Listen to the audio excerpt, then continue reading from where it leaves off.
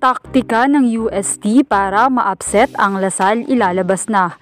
Game plan alamin, effective kaya?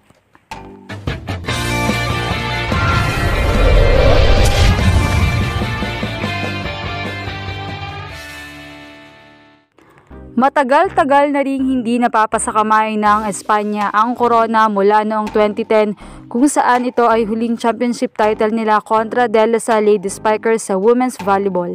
Ngayon ay mukha nila muling makakalaban para sa importanteng game ang DLSU. We all know naman na hindi basta-basta kalaban ng De La Salle, kaya naman narito ang mga posible at dapat paghandaan ng UST kung gusto nilang maulit ang kanilang panalo kontra De La Salle noong round 1. Una, ang pagbabalik ni Angel Cadino. Walang nakakaalam except sa team nila kung kailan ang comeback niya. Kaya naman starter man siya o hugot from the bench ay kailangan pa rin siyang paghandaan. Pangalawa, ang muling pagbalik sa open hitter ni Shabana Laput. Isa nga ito sa maituturing na greatest experiment ni Coach Ramil. Bagaman natalo sila ng NU noong time na yon, but we can't deny na talagang palakas siya ng palakas every game.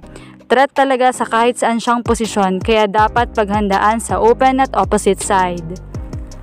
Pangatlo, the magic bunot La Rosa. La Rosa may not be your ideal player but sobrang deadly nito once na umapoy siya. Hindi lang uma-attack but also may block. Hindi dapat biru-biruin ang ganitong player. Pang-apat, the spiker Coronel. Captain Juju is also a threat anytime ay pwede siyang i-convert. Sobrang aggressive setter niya and can be an aggressive spiker din. Kaya naman, this is also something that UST should also watch out. Pang-lima, the Giants and master blockers Thea Gagate and Amy Probido. Ito ang masasabing edge talaga ng Lasal, having the pumapayong at deadly ang quick at running attacks.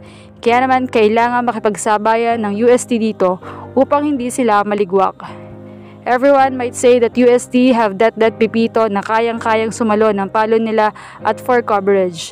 Pero for sure, alam nilang dapat iwasan si Pipito kaya dapat mag-step up talaga ang MBs ng UST. Pang-anim, ang adjustment ng DLSU laban sa kanila. For sure ay pinag-aralan nilang malala ang top spiker ng Uste na si Poyos at si Perdido. Kaya need ng UST ng variation ng attacks. Dito lalabas ang matalinong playmaking ni Carvalho. Kailangan ding mag-step up lalo na si Jurado. Noong laban nila sa round 1 ay malaking tulong si Reg sa floor, but kitang-kitang nag-struggle siya sa scoring department. Hindi siya nabibigyan masyado ng sets. Kung titingnan natin ang laro ni Reg compare sa round 1 ay mas naging aggressive siya. Iwas lang sa errors.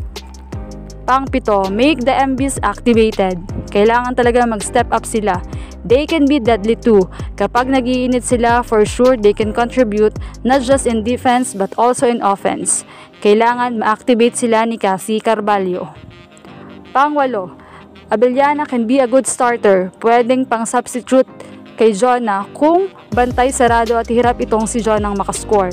Maganda silang magkasama ni Jurado sa front. Pang-siyam, ang superb floor defense ni Det Pipito. Det has been one of those reliable, consistent, and steady players in UAAP right now. Puto kong puto, pwestuhan malala at kayang-kayang mag-cover on point. Kaya isa rin ito sa pangontra ng UST if ever talagang maging unstoppable si Gagate at Probido. Ka-Volleyball Nation, feel free na ilapag ang mga pwede pang paghandaan ng UST. Bantabay lamang sa susunod na video para naman sa De La Salle Lady Spikers. Anong masasabi nyo rito? Leave a comment below. Thank you for watching and don't forget to subscribe.